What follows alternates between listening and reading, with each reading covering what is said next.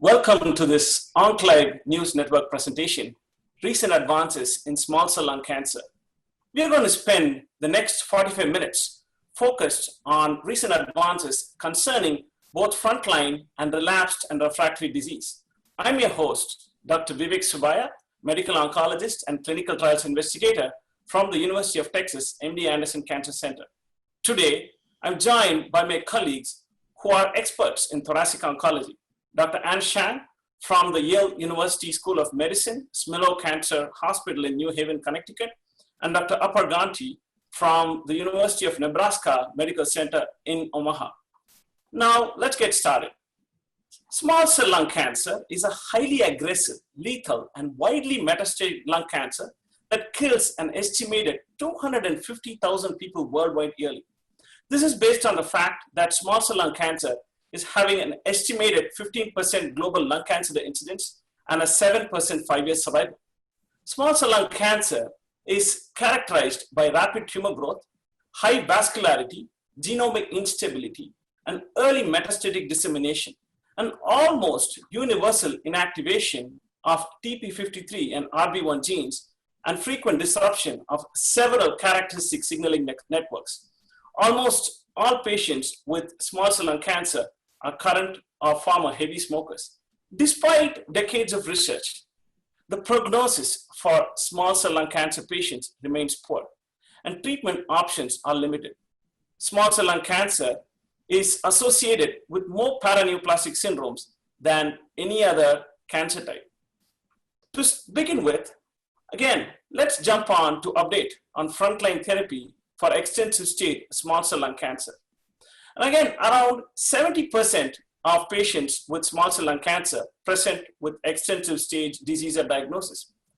The remaining 30% of patients have limited stage disease, in which the tumor involvement is confined to one hemithorax and can be treated in a tolerable radiation field.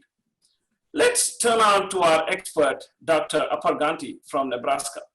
What has been the progress in identifying predictive biomarkers? Do you test for PD-L1 or tumor mutation burden in small cell lung cancer? Currently, there is no evidence to suggest that either PD-L1 levels or tumor mutation burden have a predictive role in small cell lung cancer. Unlike non-small cell lung cancer, where we know that increasing PD-L1 expression predicts for increased response to checkpoint inhibitors, unfortunately, we do not have the same evidence as yet in small cell lung cancer. None of the recent frontline trials used either PD-L1 expression or tumor mutation burden as inclusion criteria in their trials. And so the current standard of care is to not to check for either PD-L1 expression or tumor mutation burden in these cohort of patients. And again, we know that small cell lung cancer is an immunogenic tumor with high somatic mutation rates, mainly because of the fact that these patients have tobacco exposure or a history of tobacco exposure, resulting in potential neoantigens, presence of suppressed immune responses, and the occurrence, as I mentioned, the paraneoplastic disorders. And also, Dr. Shan to touch down upon her comment on PD-L1 and TMB in SCLC. Dr. Shan.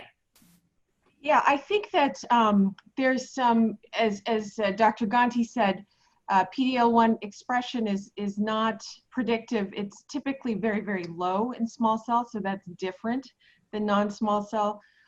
There is one trial with pembrolizumab where they looked at the combined positive score in order to take into consideration both the expression on tumor cells and immune cells. But on the whole, if you look at the regular assays that we use, a small cell is pretty much negative tumor. I think that there's a lot of interest in TMB.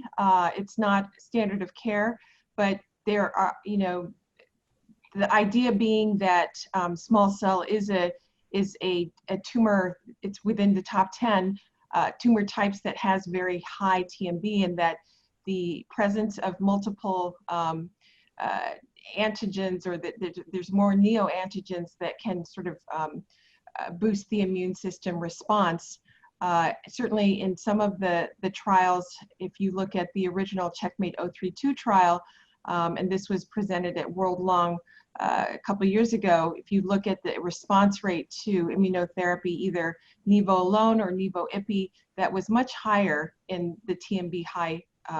It was up to 46% response rate in that population. So it's a very intriguing marker, but to date, and we'll talk a little bit about that in the trials, in the frontline trials that we'll discuss, there's not, so far, it hasn't changed our standard of care to order those studies up front on small cell.